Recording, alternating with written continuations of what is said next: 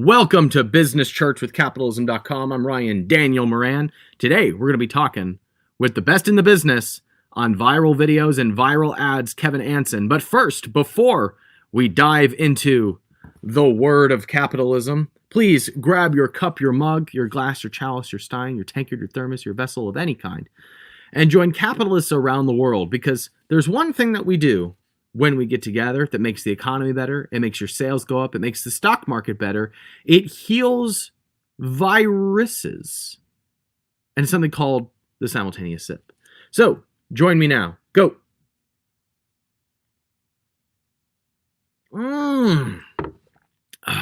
Scotchy, scotch. There it goes down into my belly.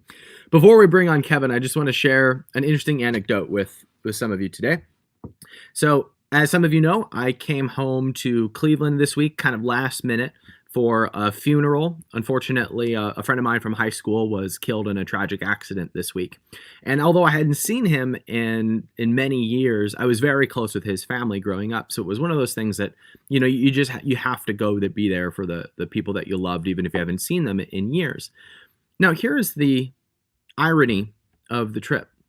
While I was here, actually, right before I left to go on the trip, I discovered that my family had forgotten to inform me about something, because they figured I wouldn't make it because I live in Texas and they live in Cleveland. But it was my grandfather's 90th birthday, and they were throwing him a surprise party. And so my whole family showed up at the 90th surprise party and surprised the whole family. Nobody knew that we were going to be there. And so it was interesting. One day after the next, first day was the funeral for my buddy who lost his life at 30 years old. And the next day was a birthday party, a celebration of life for my 90-year-old grandfather.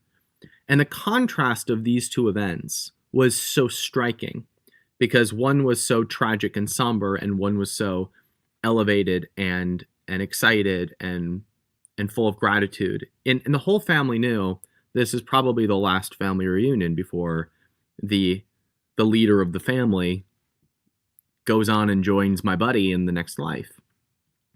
And the stark contrast of this was so interesting, and it was such a reminder of the fact that literally none of us know if we're going to have one more motorcycle ride like my buddy, or if we have 60 more years and we'll still be kicking. None of us know if we will be the person that the family is mourning, or the person that the family is celebrating. None of us know that. Literally none of us know that. And we can make plans, and it's kind of cute how we all make plans. My buddy had lots of plans. My grandfather had lots of plans. And we never know how many days we're going to have left.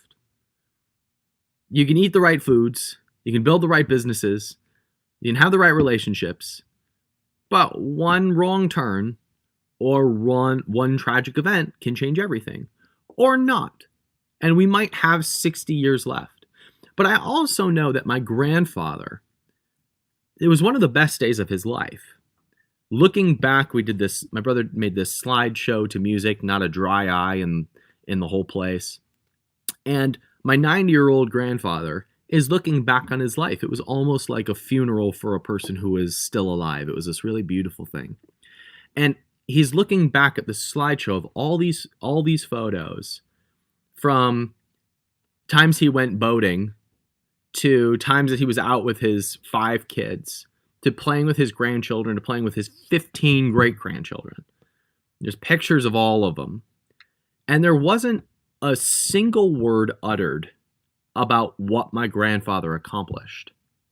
There was not a single word uttered about what my grandfather did for a living.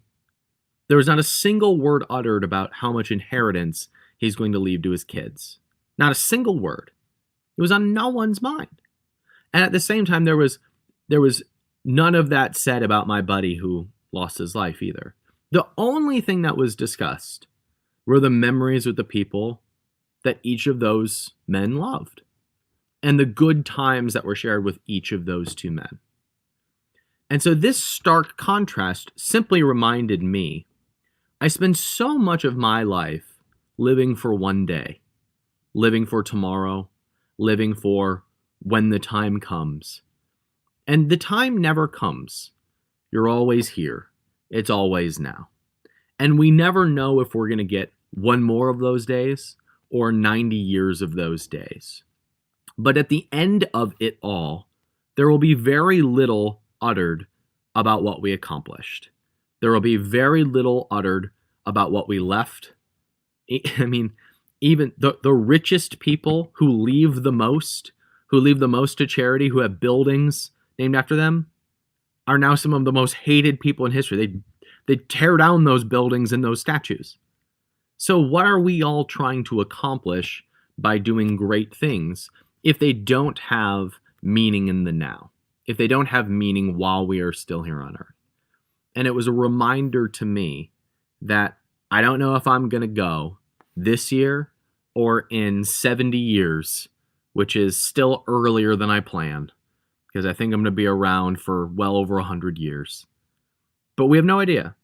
And there's no point in trying to push off satisfaction until later, because the most satisfaction happens when you're satisfied in the now and you are building within that satisfaction and bringing more and more hope and joy and love to the experience that you have now. And that was my reminder this week. So if you will join me one more time for a simultaneous sip in honor of my two dear friends. Thanks, y'all. All right. Now, today we're going to talk about one skill that if I could master, that I want to master, that I'd like to master, that I haven't yet mastered, but I would like to be better at this. It's viral videos. And there's one man who is the best in the business that people go to all the time, and he's one of our own here inside of the 1%. His name is Kevin Anson, and I hope you will join me in welcoming him. Kevin, give me a thumbs up if you're ready to do this thing with me. All right, let's bring Kevin on live. Kevin, good morning, my friend. How are you? I'm doing amazing. Good morning. How are you? Do you have a green screen, or do you just have like the perfect setup for doing videos? I just have an amazing office. No, it's a green screen. Yeah. Well, you could have fooled me. Well done. How's it going, Kevin? It's going good. It's early over here in SoCal. Well, thank you for being up at butt crack of the dawn and early morning for us. Hey, man. Of course, for you, anything. I appreciate it. Well, would you give us a brief kind of background on you? Because I know you're the guy that the guys go to when they want to become the guys. So tell us what the heck you do for your clients. So I have a video ads agency, so we produce a lot of video ads, and for some of the top names in the business. I've been doing video for probably 16 years, and like I always tell people, I'm like, before probably about 4 years ago, I didn't know what I was doing. I was just like a video guy who knew the art of making videos, and then I met a guy named Russell Brunson. And he took me under his wing, hired me to do a bunch of stuff for him, and started to learn marketing, human psychology, copywriting, all that fun stuff. And I just was able to take the art of making videos and marry it up with the science of marketing. And it's been fire ever since. So yeah. So before you knew Russell, you were just a video guy. Is that fair to say? Like, you were good at the creative side of it. Right. And now you've learned enough about the marketing to be able to bring kind of the strategic side into the art side. Is that a fair summary? Yeah, exactly. Because there's a lot of stuff that, you can create a fun artistic video that you think looks good and you think that everyone's going to want to click on it or everyone's going to want to watch it because I spent 100 hours on it. But it doesn't mean that it's going to actually do well or perform well. So there's just a few things that a video needs. It's like these psychological triggers that people have, like unconsciously, like triggers that they need to see inside of a video in order to get them to click or take action, to build rapport with you. So I kind of learned those things over the last, it's been a quick 4 years that I had to learn all that stuff. So, there's something that people ask when they are going through this process. That is, there's often like if I could just make a video go viral, that would change everything. And you and I know that that's not necessarily the case, right? You can have a viral video that a lot of people see. That doesn't mean it changes anything in the face of your business. And at the same time, you can have a video convert but not get any shares. If it converts, then you can spend all the advertising dollars you want to make it go viral and it do really well. So there's a big difference there. And so what I want to start with is asking, in your mind, what is the purpose of the video that you're making? When you're going into this, what are you actually optimizing for? You're optimized. I mean, it depends on what your goals are with the video. If you're trying to build an audience, if you're trying to get sales on your product or service, it just depends. But you're sorry. Did I go in the wrong direction on that? Well, no, I mean, you have my attention because I would have equated those. A lot of people, myself included, would say that the best way to build an audience is to have conversions of your product. But you immediately differentiated between the two. So in your mind, do you have different goals when you're making a video of this one's to get opt-ins, this one is to get conversions, this one is, and if so, tell me about the thought process that makes it different depending on what the goal is. Yeah, so I mean, so as you guys know, there's different different levels of awareness when it comes to your customers. They're either like completely unaware, or they're somewhat aware, or they're really aware. And so it depends on what level they're at. If they're, for you, Ryan, if they've seen your stuff before, it's a lot easier to put a video in front of them. You can just jump on camera. Hey, I'm coming out with a new product. You guys should probably go buy it, right? So that's pretty easy to make a video like that. But if you're trying to build up an audience of people who have never heard of you, they don't know what you're doing, value-based videos are super, they could do really well, where you're just kind of just giving some knowledge. I mean, you can do this inside of video ads. And usually I like to do a hybrid where it's like, it's building value in the video, and then it's also, a little bit about your product and then a call to action. But it just depends on where your customer's at in the journey. I mean, there's just so many different types of videos that you can be creating. But, for a lot of people, I think it's just if you're terrified of video, you think that you have to buy all this expensive equipment, and you got to hire a team and all this stuff. I mean, you can really just take out your smartphone, start creating some videos. And if you hit on certain elements within your video, whether you're doing an organic strategy or you're doing a paid strategy, I mean, just putting a couple ingredients in there, your video will do really well. So Kevin, do you have some examples that you want to show us and some things that you want to go through, or should I walk through those elements that need to be in every video? How would you like to take this conversation? Yeah, I mean, I have a whole training that I just developed, and I kind of go through the 10 ingredients. And if you want, we can kind of go through each one of them. Let's do that. Yeah, let's do that. That way you'll have some questions and I can give you stuff. But if you guys are watching this right now and you're out there at home or whatever, I would recommend sitting and listening, at least getting, a majority of the 10 ingredients, because even just like for me, when I first figured these things out, I like put 2 or 3 of them into my video, and I'm like, oh my gosh, like the difference that it made for people, like them viewing my stuff more or clicking more or whatever it was. I mean, it makes a huge difference. So cool. Let's do it. And Kevin, I want to give you permission. If you have anything that you want to bring into the context of the stuff you've seen us do well or poorly, you can be as hard or as loving on me as you want to be. Okay, cool. I trust your opinion implicitly. Sounds good. Cool. All right, so let's dive in. So, I mean, the first one that it's like my favorite ingredient to teach is the pattern interrupt, or you can call it a scroll stopper. So if you guys are scrolling on Facebook or Instagram, there's things that catch your attention and there's things that don't, right? And so typically the difference between something that catches your attention and something that doesn't, it's something that's out of the ordinary. Like maybe it's like, somebody setting something on fire, or, they're I don't know, waving their hands, or there's somebody's like blowing something up, or just something, right? That's out of the ordinary. I once threw a plunger at the camera, and that did really well. I had a plunger in my hand and I pointed it at the camera. Or that one time when you're on the toilet and you're like, yeah, hey, it was the same video. Yeah, I was sitting on the toilet. Yeah. I've actually done a couple toilet videos now that you mention it. Yeah, that video I got my attention. You're like, hey, are you pooping right now? Me too. That was the best. I'm glad you enjoyed it. Yeah, you earned my my cover to cover watch on that. I watched the whole video. I was like, dude, I have to know what this is about now. This is great.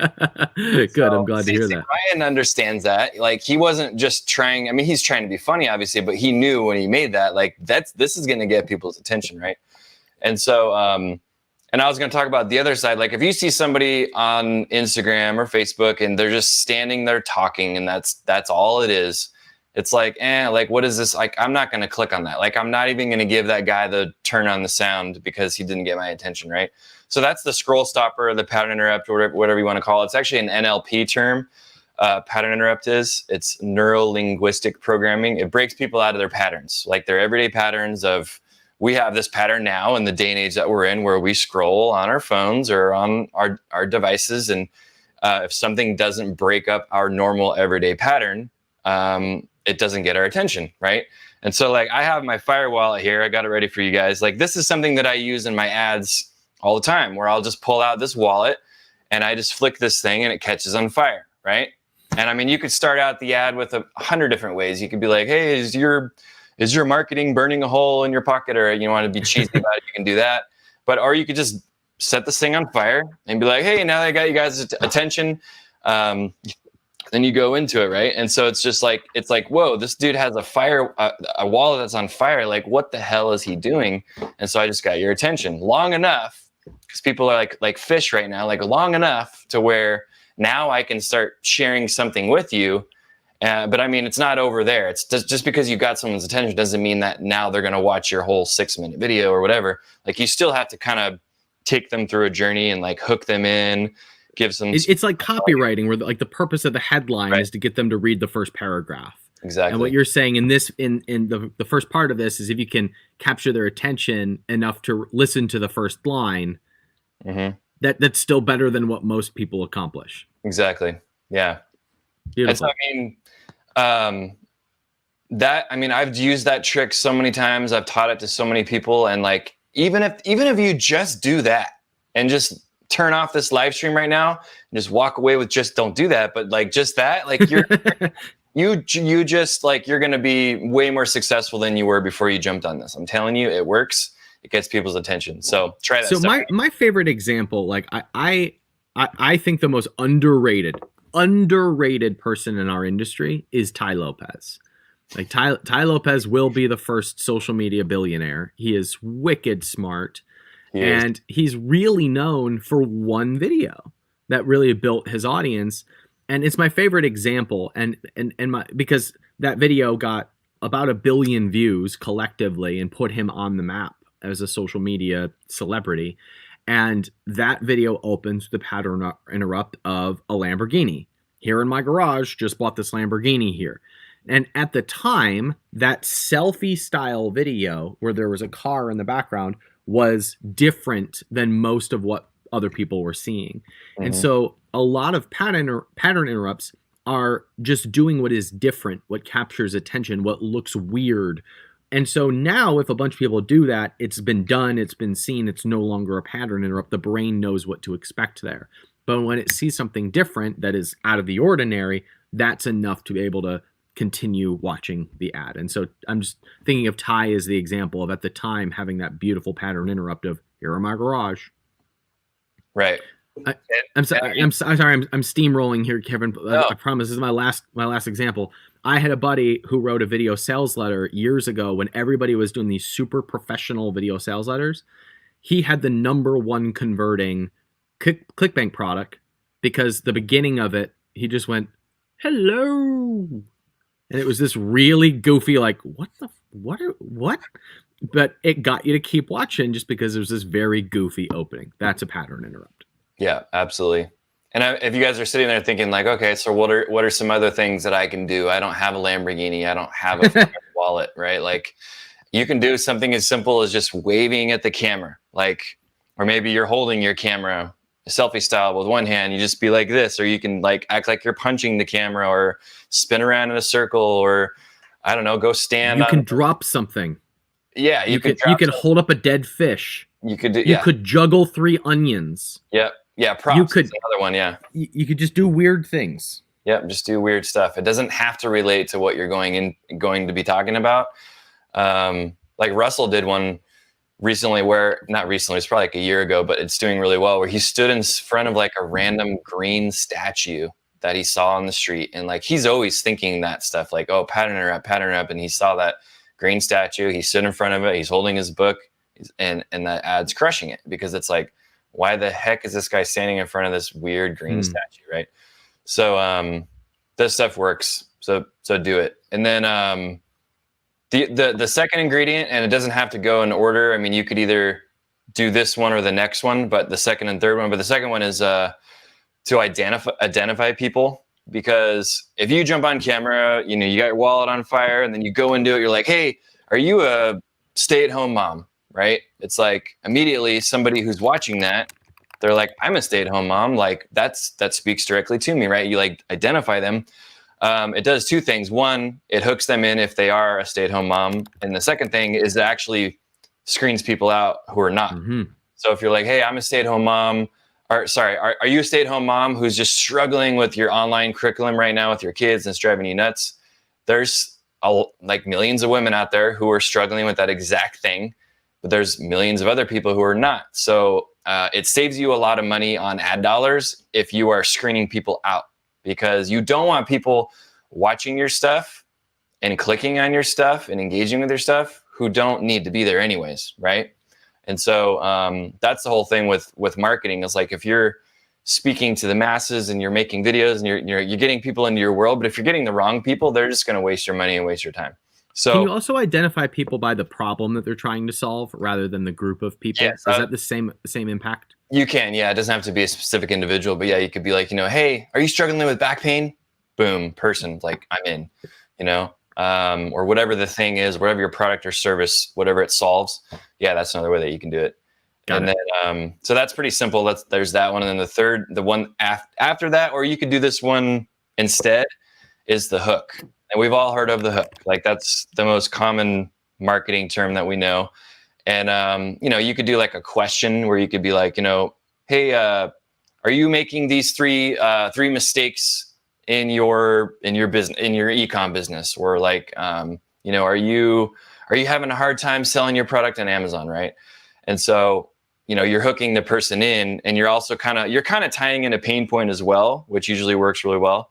But, or you could do, you know, where it's like, hey, Fire Wallet, right? Hey, I got your attention. So do you guys, do you want to know the 3 like biggest secrets that I use in my business that made me $1 million last year or whatever, right? So then you're hooking them in. It's kind of like the best thing I say is, if you had 2 books on the shelf and one of them just has a picture on the cover, the other one has a headline, and the headline talks about, you know, hey, like here's a way that you can save $1,000 in your next vacation. Like you're going to open the book that has the awesome headline that hooks you in, right? Versus the book that just has a picture. So as soon as you kind of tell people what the cover of the video is using the hook, they're more likely to stick around and watch the rest of your video. Because they're like, I did an ad, it was like probably about a year ago, where I said, hey, at the end of this video, I'm going to share with you guys one video technique that I had to spend $1,000 to learn. And I'm going to share with you guys what it is at the end of the video. So people are like, dude, like I'm going to stick around and learn what that thing is. So now it's like, it helps with your video. It shows, you know, the Facebook algorithm or the Instagram algorithm, like, hey, this video has a lot of retention. People are watching it to the end. It's going to show it to more people.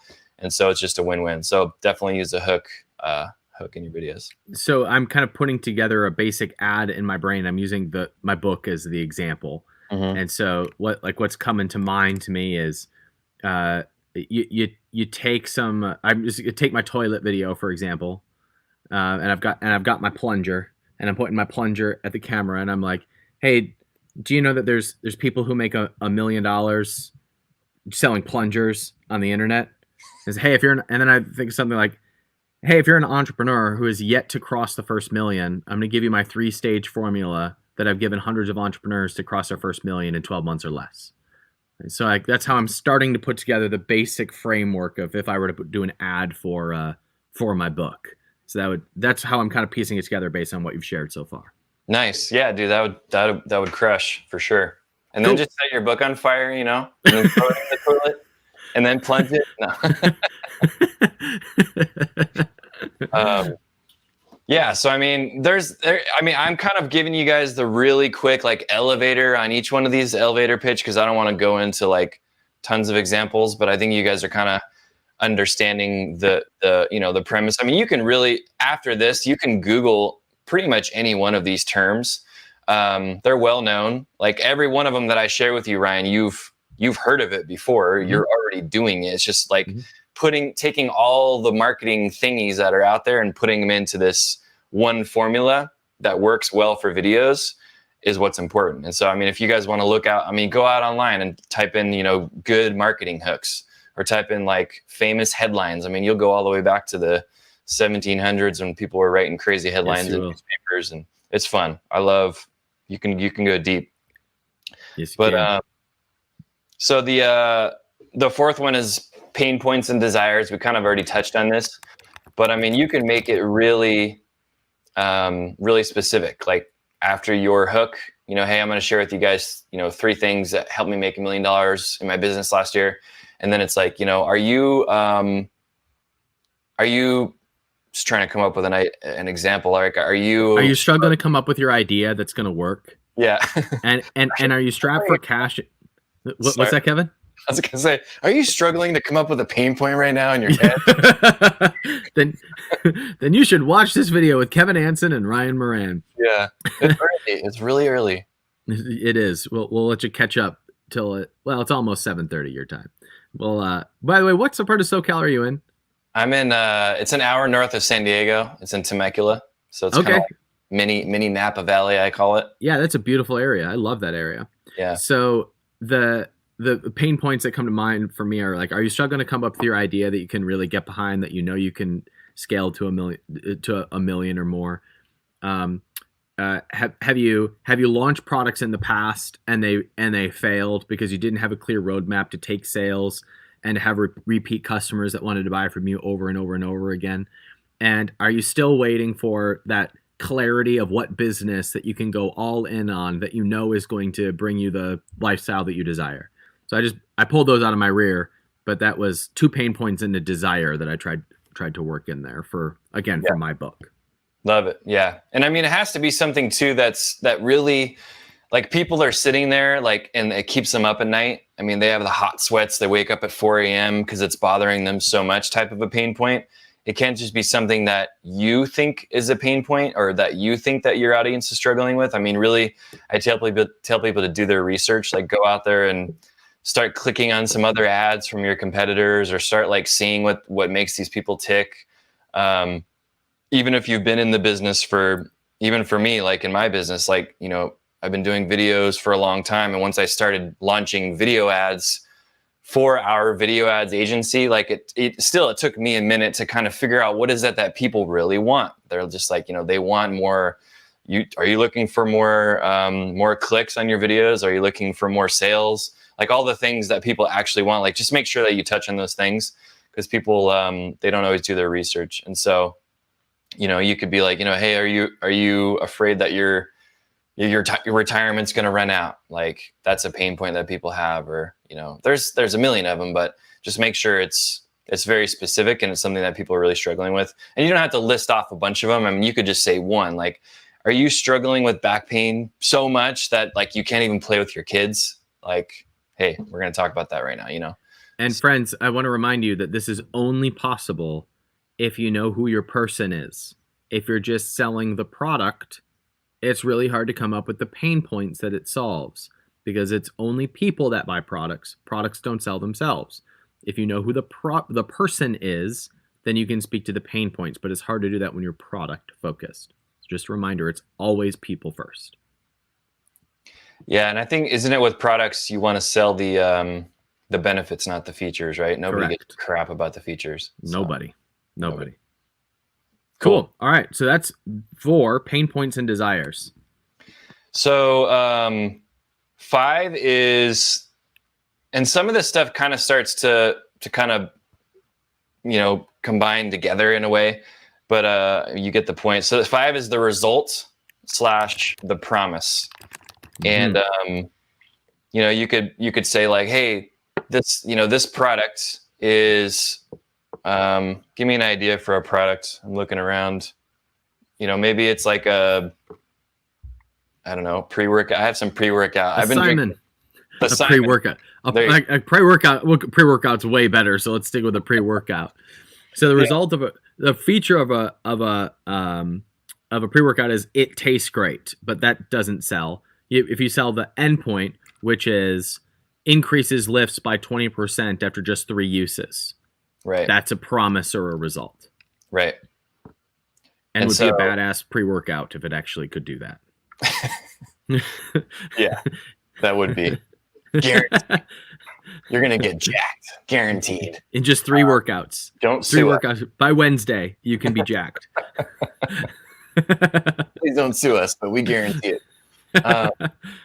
So yeah, I mean that's the result and the promise. I mean, you're telling people because people want the result from whatever it is that they're getting into. I mean, if you're selling coaching, if you're selling, products or whatever, like what is this fidget spinner, or what is this like fire wallet, or like this thing, what is it going to do for me? What's the result? And that's kind of a benefit in a way, like you're thinking benefits, but you're also thinking results, because people want it to solve some sort of a problem. Right. And so like, It's kind of like, here I was before I bought the product and my life was terrible. And now I have this product in my life and it's amazing. So like, what is that result? Like how does that look? Like, what did it do to your life? Right. So. And you could either say this, or you could probably show case studies, examples, or testimonials at this point in the process as well. Yep. So after you've done the pattern interrupt, you've identified the person and given the hook list of the pain points, you might slot in, well, here's what happened with so-and-so when they implemented these 3 things that I'm about to give you. So You don't have to just come out and say them. You could show them instead of telling them as well. Right.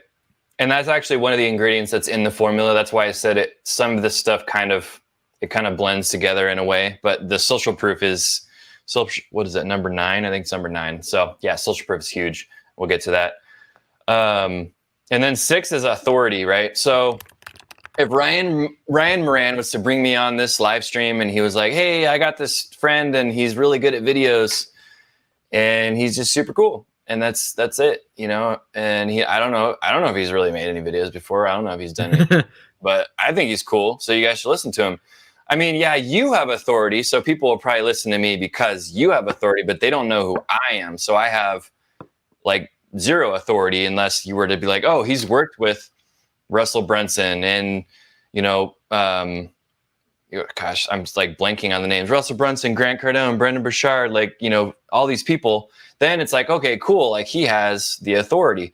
And so tying that into like a product business, it's like, oh, hey, we've sold 10,000 products on Amazon. We've got over, 5,000 positive reviews, or we've been in business for 25 years, or, or we're the number 1 seller of this product. We're the number 1 seller in this category, or there's over 5,000 positive reviews, or Tim Ferriss said this on his podcast about our product, or like any type of, look at this review that came in, look at this Reddit user who said this, like anything that works you up.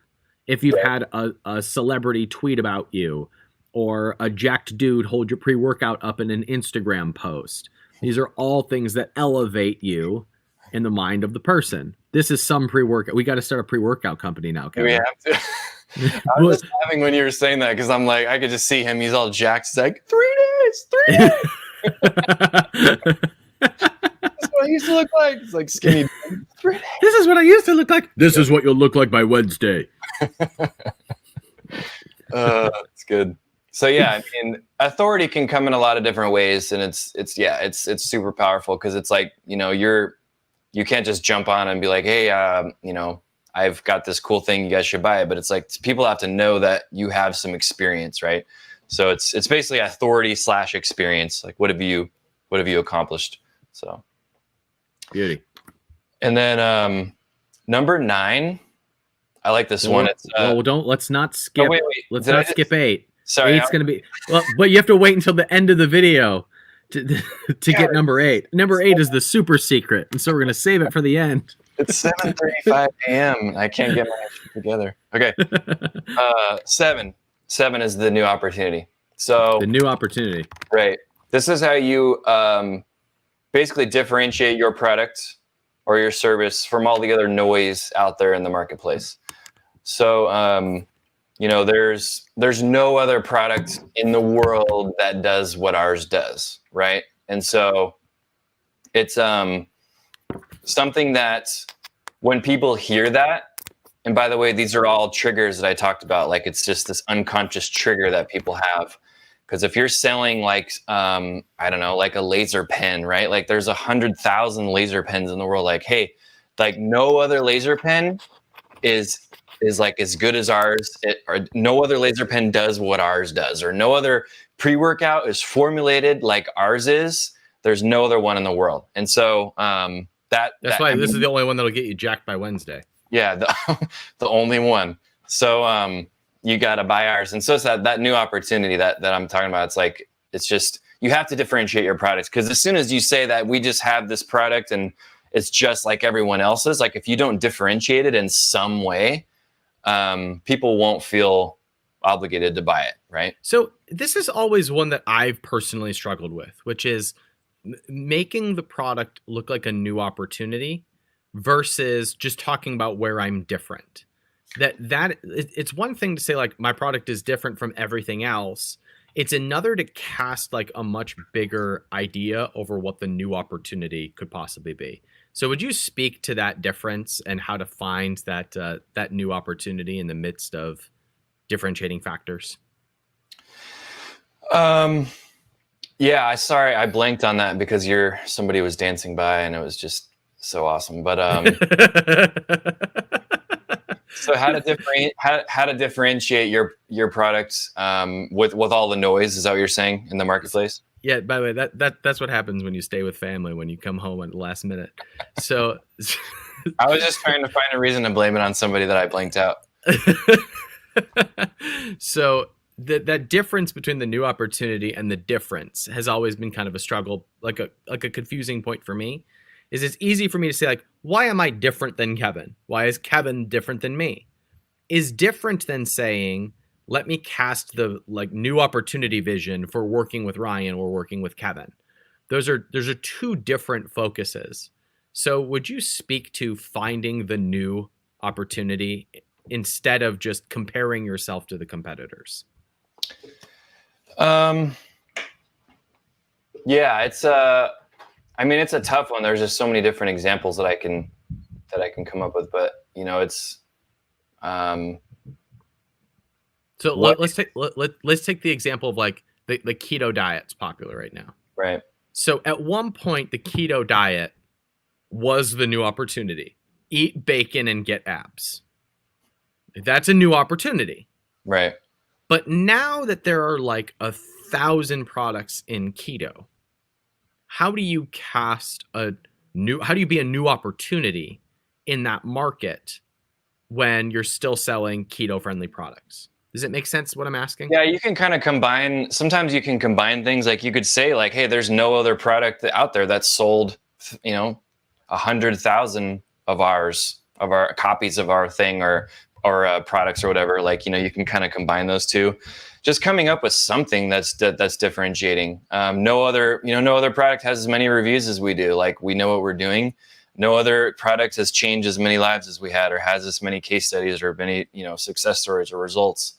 So I would in your mind, that is enough of a difference to stand out. Oh yeah, absolutely. There's always like in Expert Secrets, Russell talks about the new opportunity. It's like one of the big foundations of the Expert Secrets model is going into that wide open blue ocean where there's nobody else trying to be like you. And that's always been a struggle point for me of finding that messaging instead of just differentiating around the edges. But you're saying that it doesn't need to be as vast as that in order to be a new opportunity. Am I summarizing you correctly? Yeah, I mean, you don't have to be like, saying that I, Ryan Moran, am, no one understands business the way I do, or, you don't have to, because that's a bold claim, right? It's just like, differentiating yourself like no one else is really had this many success stories for, Amazon sellers as I do, and I mean, I know it's tough when you're saying that type of thing because it's kind of braggy. You have to navigate the waters on how you word it, but Well, it's definitely here's what I'm hearing you say then. Like, there's this old kind of phrase in copy that was, when you're summarizing your product, you start with the only blank that, and you fill in the blank. Yep. And so it might be as simple as the only spatula made specifically for bachelor dads. And that would be the differentiating factor. So saying who you are the only thing for, we're the only yo-yo that sleeps for over a minute. And so whatever your only is, that, do you know that term, the yo-yo that sleeps? Are you old enough to remember yo-yos? I'm a 1979. Are we the same age? just about. Anyway, about. yo-yos had this trick where you could make it sleep. Anyway. Oh yeah, dude, I was in second grade once. Do that trick. I can do that trick. Good. All right, cool. So that's number 7, the new opportunity, or the differentiating factor. Right. So I mean, it could take some work. I mean, you might not have that right now, and like I said, you don't have to have every single 10 of these ingredients in every video that you do. I mean, that would just be insane. But just thinking about this stuff in your messaging and when you're talking. And then 8 is value perception. So basically, it shows them that if you were to buy this product somewhere else, like, it would cost you more time and money to do that, right? So it's like, an example would be, if you were to go and learn all of these 10 ingredients that I'm showing you, if you were to just like not buy my program and just go figure this stuff out on your own, you would spend hundreds of thousands of dollars, probably millions of dollars on ads and reading articles. And, you would study stuff for probably the next couple of years to try to figure all this stuff out on your own. Or you can just let me teach you, and I'll teach you in less than an hour. Right. So that's value perception. So people understand, like, if I just buy this product from this person, it's going to save me time, or it's going to save me money, because it's the quickest route to get to where I want to go. Right.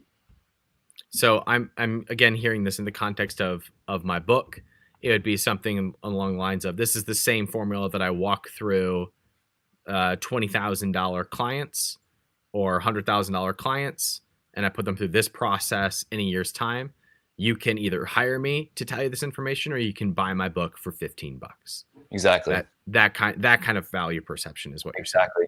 Yep. It's just, I mean, that's pretty straightforward. So it's like, dang, like I need to buy Ryan's book because I don't want to spend the next year. I mean, they could spend 10 years of their life trying to figure out what you've figured out in your career, right? But it's all in that one book. So it's like, you're an idiot if you don't buy it from me right now. So that's value perception. And yours would be something, if we're going to go with the time example, yours could be something like, you can continue to try this on your own, running ad after ad after ad, or you can just have me help you put together the structure so that you can have winning ads over and over and over again, and we can solve that in about an hour's time, or working together over the course of 30 days. Right. Got it. Loud and clear. Cool. So number 9 is, of course, social proof. We talked about that. And I mean, this is just probably one of the most powerful things in the entire formula when it comes to crushing someone's objections or reasons for not buying your thing. I mean, what's the first thing that you do when you go on Amazon or any other, e-commerce site, is you look at the reviews, right? And as soon as a product, and if it has one review or it has a couple bad reviews or whatever, like, you're going to see that and you don't want to buy it. Like, instantly you click off and you try to find another, version of that product. And so, social proof comes in, so many forms, for other services, like for mine, if it's like, you should buy Kevin's course because, it's like a no-brainer. I would have paid thousands of dollars for this or whatever. Like, peer recommendation is the most powerful thing that we have. And it comes, like, even if it's somebody that you've never met, but they're recommending this product or service to you, like, when you see that, whether it's in a text form or it's a video form, I mean, it speaks volumes. Otherwise, you guys, you already know that. You guys know that Amazon reviews are so powerful. That's why you spend so much time and money trying to get reviews from people, Yeah. right? I know that's a huge struggle. Getting people to buy your product and review it, like, review my dang product, please. Like, I'll give it to you for free if you just review it, right? So social proof is huge. I mean, we put those in probably 99% of our video ads that we do for our clients. I mean, a simple formula can be like pattern interrupt, identify, hook, social proof, call to action, done.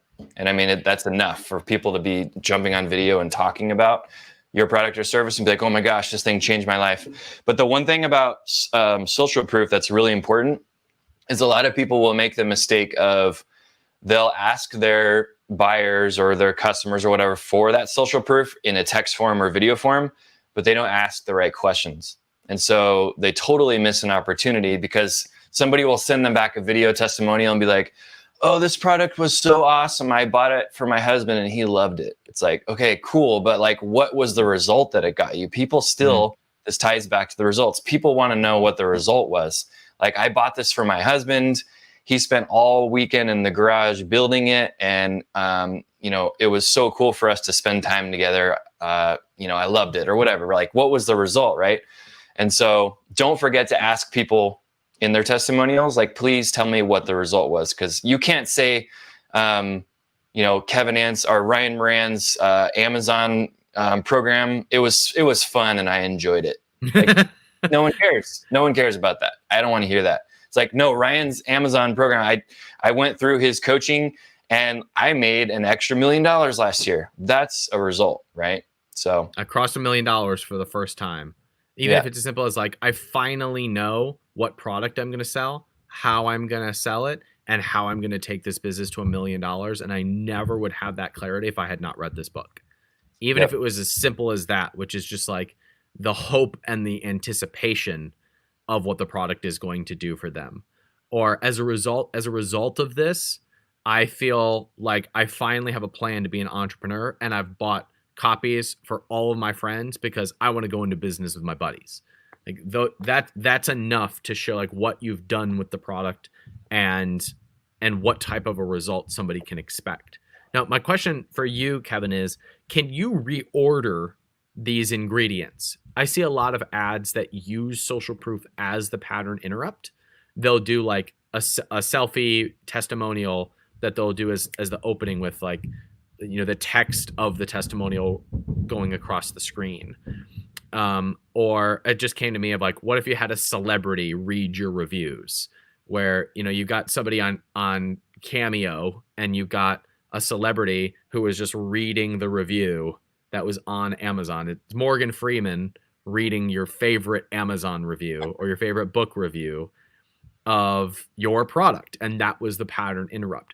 Can you combine and reorganize these, or is it important that it follows this formula?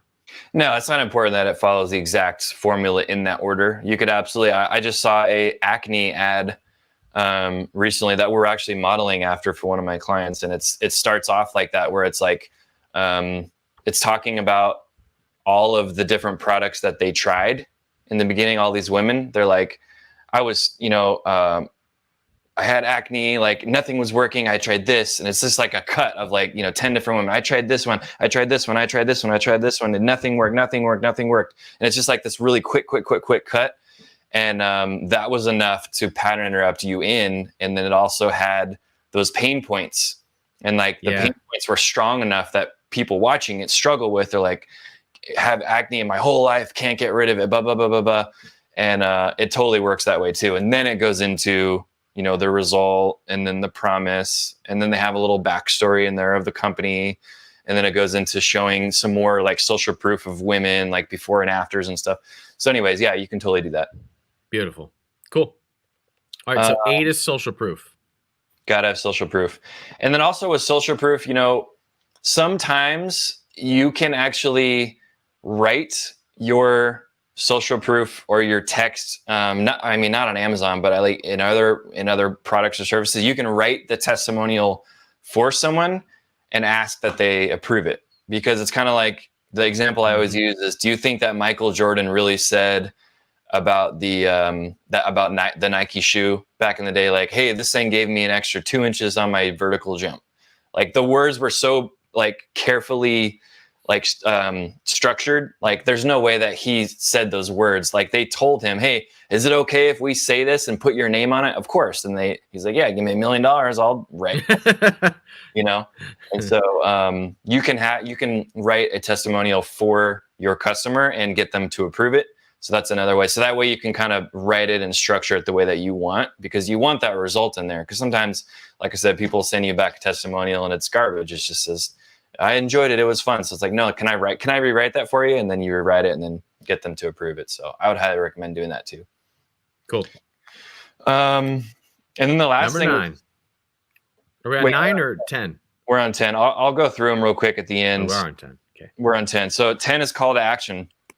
And you've probably heard it, you know, the CTA, the call to action. This is where you hit someone over the head and you say, hey, make sure to click the link below, or go to this website, or, you know, reach out to me on this social platform or whatever. Like you have to tell people what to do, because they will watch a video and they'll just click off of it unless you tell them what to do. Like one of my favorite things to do within my videos, I'll just stop what I'm saying and I'll just be like, hey, if you guys are getting a lot of value out of this, please drop a comment below, or hit that like button, or make sure to subscribe if you haven't already. You notice like YouTubers do this a lot throughout their videos. Like they stop, like the bigger YouTubers, if you watch them, they'll stop in the middle of their video and be like, hey, we're going to take a break real quick for 5 seconds. I want you guys to hit that subscribe button real quick. I challenge you to hit the subscribe, like challenge people, or like, hey, if we get, you know, over 1,000 comments on this video, I'll shave my head, right? And so they're like getting people to comment, getting people to like, to subscribe. So asking for that action, because people like I said earlier, they fall into this pattern of watching a video. They're sort of asleep while they're watching it. But as soon as you like wake them up and say, hey, would you mind doing this thing, or go to this website and enter your email and I'll send you this free download or whatever it is. Asking for the action is super powerful and it works really well. I did that inside of my course. And the funny thing is people are now posting they're posting their feedback, or they're giving me their testimony inside of the Facebook group. So now I'm able to screenshot those things. Because I said inside the course, I'm like, hey, if you guys are getting a lot of value out of this, please drop a post inside the Facebook group and let me know what you think. And like people are doing it, because if I didn't say that, people wouldn't do it, right? Yep. So it's funny that those actions also become social proof. Mm-hmm. So using the call to action actually becomes. I saw Jeff Walker do that this week when he was doing his new product launch formula, you know, version 87 or whatever it is, where he says he's like, go enter your email address. Over 1 million people have gone through this course for free in the past. So like the past results of his calls to action are the new social proof. Or if you do a Facebook post and you get 1,000 comments, that is social proof enough to actually give you authority because you told them to leave a comment. And so right. It builds upon itself as a result of doing that. Yep, 100%. And then you know, this is something that you can do throughout your video, like I was just talking about. But of course, the call to action typically lives at the end, right? So I 100% of the time will create some sort of a scarcity or urgency based call to action when I'm trying to get someone to take action, click a link, go here. So like for Ryan's book, for example, I would say something like, I mean, you could say like, hey, copies are running out. Maybe they are. You don't want to lie to people though too. But like if maybe we are running low at the printers. I don't know. But like, you know, copies are running. You don't want a lot of people, but if you could, yeah, copies are running low. Get yours while you can, or this ad could disappear tomorrow. So get your free copy now. Get your free copy now. I use that one a lot because it's true. Like Facebook ads are terrible and they do disappear tomorrow all the time. And so Facebook has been banning my ads. So while you can see this, please click the link below and go get your free copy. So it's like, this book is only free on this ad right here, right now. Or this product is only 30% off on this ad right now. like click the link, right? And so some sort of scarcity urgency that lets people know, like, if I don't take action right now, I might never see this ad again. I might never see this product for this price again, or I might never see this promo code ever again. So use scarcity urgency. Yep. Before you go through the 10 in summary, if those of you who are watching live want to come on and ask a question to Kevin or myself, if you have a give for the community that you want to offer to everybody else, if you've got a product or a service that you want to plug, the last 20 minutes of this, we just reserve for you to give to the community, to ask from the community, or to share with the community. So there's a link inside of the Facebook group for you to come on into the green room. Valentine, I've seen you popping in and out a couple of times. Hunter, I saw you pop in and out a couple of times. If you guys want to come in and be on the live and ask myself or Kevin a question, go ahead and use that link, pop on in, and we'll address it. All right, Kevin, would you walk us? This is the green room. Okay. Boom. So you guys got to come on in. That's a pattern interrupt. The official green room. Boom, boom. Yeah. People are like actually on YouTube right now. They're like, "What is this guy doing? Is he having an issue?" I would love to hear a little bit about your setup if you're willing to share, because whatever you've got going on is pretty cool. Yeah, it's just it's actually a green screen that you pull from the ceiling, kind of like those old projectors that you have in school. Yeah. So you just pull. Boom. Yeah. And that's so cool. Dude, this thing was $180. I'm in. I'm sold. Yeah, it's such a good deal. And so I have a light here, and I have a light here. Yeah. And then I have a light right up top of my head here. And then the camera's over there. And so I'm basically using I mean, yeah, this is a little bit over the top for people, but that camera is it's like a $12,000 camera. You know, I've been using it for 6 years. It's like my video production camera that I bought when I was doing corporate videos and stuff. But yeah, it's a great camera. And then I have like a Cam Link 4K with an HDMI cable going straight into my laptop. And yeah, I could talk about gear all day, but it's a cool setup. I mean, I just leave it all like this. I have like a bar-sized table in here, and lift up my laptop on a little riser here, and I just have a little wireless microphone, and yeah, so. Beautiful. All right, cool. Would you walk us through the 10 steps, the 10 ingredients? So the first one's a pattern interrupt, right? The scroll stopper, light your house on fire. No, don't do that. Light something on fire, jump out of the water, wave at the camera, have weird props, wear a wig, crazy glasses, something that's out of the ordinary for people. Identify them, where you're gonna basically call them out and say, are you an entrepreneur, or something a little more niche than that, but like, are you a stay-at-home mom, or you're a real estate agent, or are you experiencing back pain? Like, identify them. Number 3 is the hook. Are you 3 huge mistakes 99% of home buyers are making? I'm going to share with you guys that in this video, right? That hook them in. Tell them something that you're going to cover in this video, sort of like the cover of the book. Number 4 is pain points and desires. And make sure to talk about the pain points that keep people up at night, or the desires that they have, that like things that they're aspiring to do. Like, hey, are you looking to grow $1 million business in 2021? I'm going to share with you guys some secrets.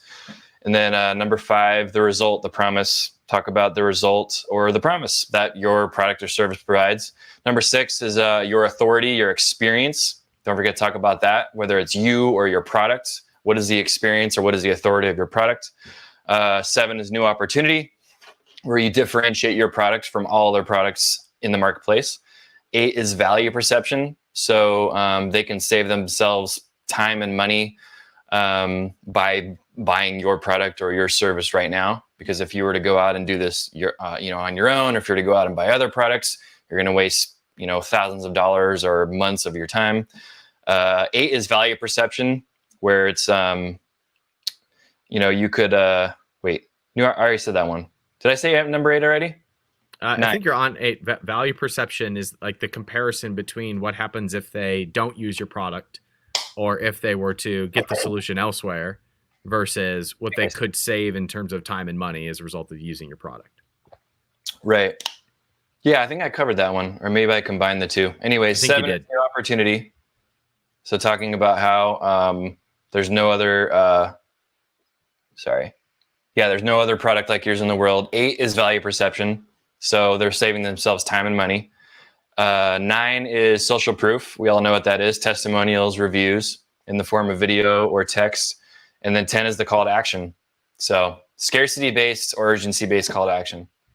Kevin, how does this differ, if at all, when you're talking about videos to build an audience or to create engaging content versus an ad that converts? Do you use the same elements for all of them in different orders? Do you mix them in? How do you approach them if it's a different goal?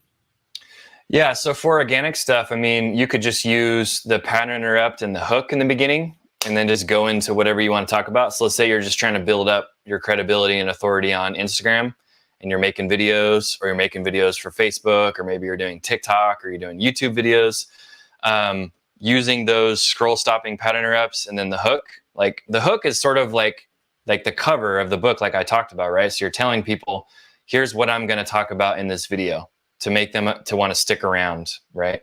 And so you could just use those two ingredients, and then fill your video with 10 minutes of great content, or 5 minutes or whatever it is, and then have a call to action at the end. I mean, that could be a pretty simple video for organic stuff. You don't have to get into all this stuff if you don't want to. You can just kind of sprinkle things in, or maybe you're going to sit down one day and you're going to make 10 videos that day.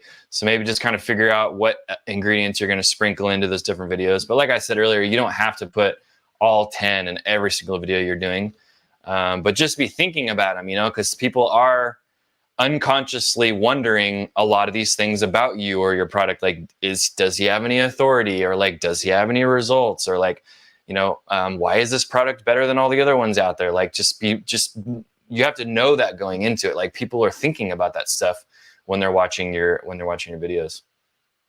Yeah, I'm thinking about, you mentioned TikTok, how TikTok is basically a never-ending stream of pattern interrupts. That's why it works. Like, every video is like a what? Yeah. It's just a dopamine haven. It is. Right. So it makes sense to use that in your content and organic stuff as well. Yeah, definitely.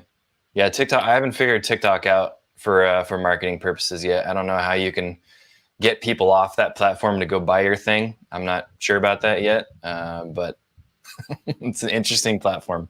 Would you share with us a little bit about the work that you've done for some of the bigger names in the industry? Why do they hire you, and what is the result that they come to you for when they're working with you?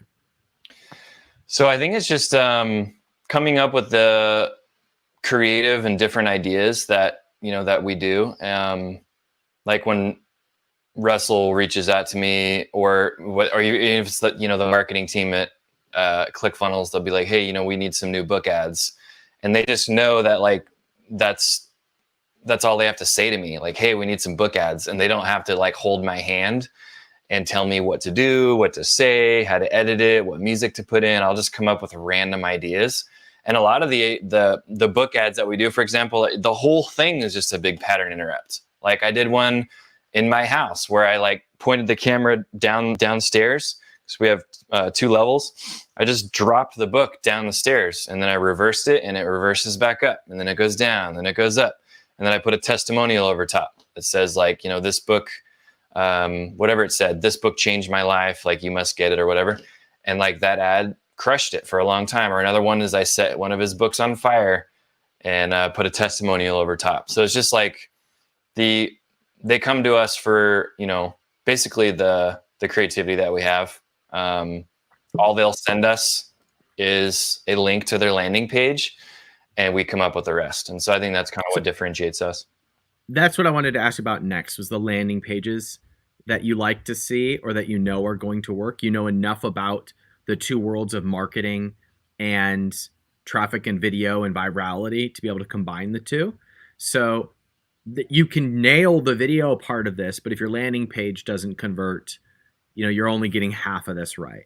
So what's important in the other side of this? If you've got a video that meets these criteria, how do you ensure that it converts? Do you have any say in that part of the process?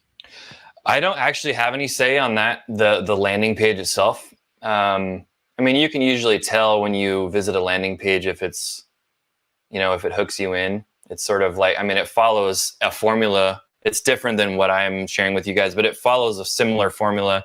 There's a lot of ingredients that are similar to what I just taught you guys. The headline is really big. It hooks you in, gives you a reason to, to keep scrolling. It kind of takes you on a journey down the page. You want to have a video. If you can have a video that talks about what you're trying to sell, make sure it's above the fold on a desktop and Facebook, desktop and mobile, which means that somebody doesn't have to scroll at all to see the video. They don't have to scroll at all to see the best content on the first page. But yeah, I mean, that's not really the world that I live in per se. Like, I'm not somebody who goes around, I don't like consult people on their landing pages. Like, I can consult people all day long on their videos and their video ads. I could look at a video and go, I know why this isn't working, like immediately. Like, my goal in my career, I guess, is to get people to take action on a video, and then it takes them to this other place. And that other place isn't my problem, really. So I'm right in the same boat with you. So I'll add a selfish plug here. I'm actively looking to hire or partner with somebody who is great at landing page conversion optimization, landing page upsell flows. I'm actively looking to hire or partner with somebody who is great at that, because I want to live in more of Kevin's world than in the conversion landing page side of things. So I like coming up with hooks for videos, not so much for landing pages. So if you live in that world, I would like to talk to you about hiring you, partnering with you, doing some test projects or something like that. Kevin, what do you see people get wrong in this process? You said you looked at people's videos and you can know exactly why it's not working. What are the common things that you see when things aren't working? Usually they'll just kind of jump on camera or, whatever it is, and they'll just kind of talk about themselves, or, they take too long to get to the point. I mean, you have to constantly be like that's why the formula works. It's just hooking people in. I mean, they share too much. They're just too like emotionally attached to the product, and they don't think about the viewer. I mean, we hear that in marketing all the time. It's like, no one cares about you. And it's really true. Like, no one does care about you as the person selling the product. Like, they don't give a crap. They just want to know, how is this going to solve problems in my life? Like, why should I watch this video? Who are you? What have you done? Show me some social proof. So people just kind of, they make the mistake of going on a live stream even, and they'll just start rambling forever. But it's like, you have to put a cover on it. Like, what are you going to be talking about in this live stream? Why should I stick around for the next 6 minutes and 36 seconds? Like, what is it? And so people make that mistake all the time, where they just kind of assume that just because they made this great video with all this great value that everyone's going to watch it. But you still have to put those ingredients in to get people to stick around. So cool. And Kevin, would you share a little bit about the agency, if people want to work with you, how they might do so? I also know you've got several things where you help people do this on their own in terms of like trainings and courses and stuff like that. Go ahead and give a quick plug for that kind of stuff. Cool. Thanks, man. Actually, I want to talk about the video formula first, because that's like exactly what this is, what I share with you guys. And then there's a whole crap ton of other bonuses inside there that talk about, like how to add captions to your videos without even touching a computer, how to write really good headlines, how to like get better video on your smartphone.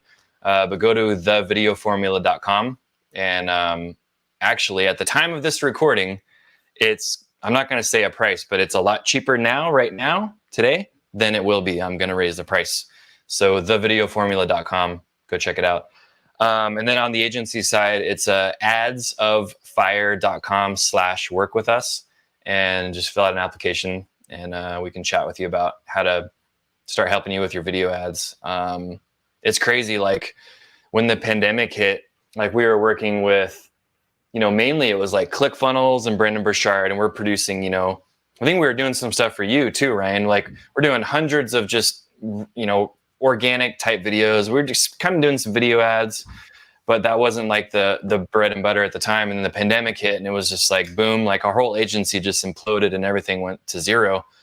And then I was just like, man, I'm like, why aren't we doing a subscription model with people where we do video ads on an ongoing basis? Because creative gets stale after a while. It hits what's called ad fatigue, right? And so people need creative constantly on an ongoing basis. So I'm like, let's just get people in and charge them monthly, 2 ads a month or 5 ads a month or 10 ads a month. We'll just keep charging them. And we launched that and rolled it out. And I can't even, it was insane. Like I ran ads and I had to turn the ads off after 10 days because I couldn't, broke the agency, completely broke they were like, we're way too overwhelmed.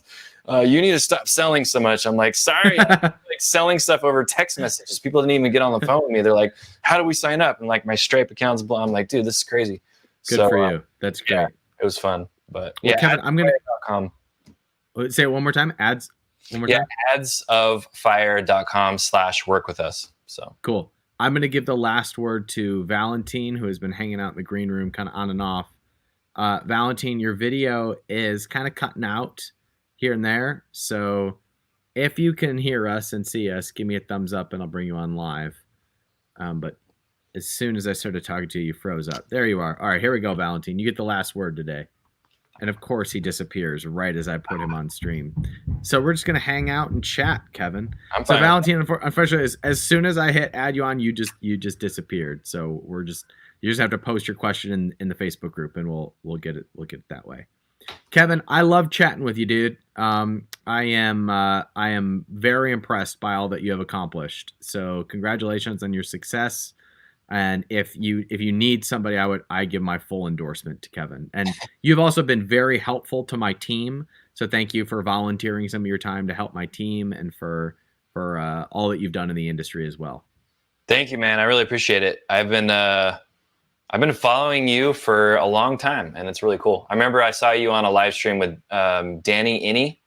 Yeah, a long time ago. Yeah, and I was like, there was a webinar that you guys are doing, and I was like, I have to watch this webinar, but I can't because I'm going to be on a plane. And I downloaded it somehow, and then I watched it later. And anyways, and then I bought his course, and then this is before I even knew who Russell was. It was a long time ago. So I think I was drinking on that webinar too. You remember that? Yeah, Esther had just been born, and Danny needed help promoting his thing, and I was like, I'll only do it if I can just have a ton of fun because I don't even sleep at night. And so I had beers. It was like, we're having a webinar. Yep, that was fun. Dude. Well, Kevin, thanks for sharing with the community. You're a legend, and I'm looking forward to continuing our relationship and working with you in the future. It's great to see you, Kevin. Great to see you too, man. Appreciate it. If you enjoyed this, please give Kevin some love in the form of hashtags. That's how we give applause here inside the 1%. And if you enjoyed this, please say thank you and consider working with Kevin if you need video work. Good to see you all. We'll finish up the month next week by talking about, we'll do a Q&A. But let me actually button this up just a little bit. Last week we talked about closing out Q4 by increasing your sales, cruising into the year, and we talked about building the audience by capturing leads and selling on the back end. This is the top end of that. This is the top end of how you run the ads, create the content to get the traffic to put them into the lead capture process. That's how you can build that audience and build the lead flow to be able to grow any business by the end of this year. So next week we'll button that up. We'll do Q&A, and you'll have your plan to complete the year on a high note. Good to see all of you. Thanks for spending your Sunday with us, and we'll see you next week. Take care, everybody.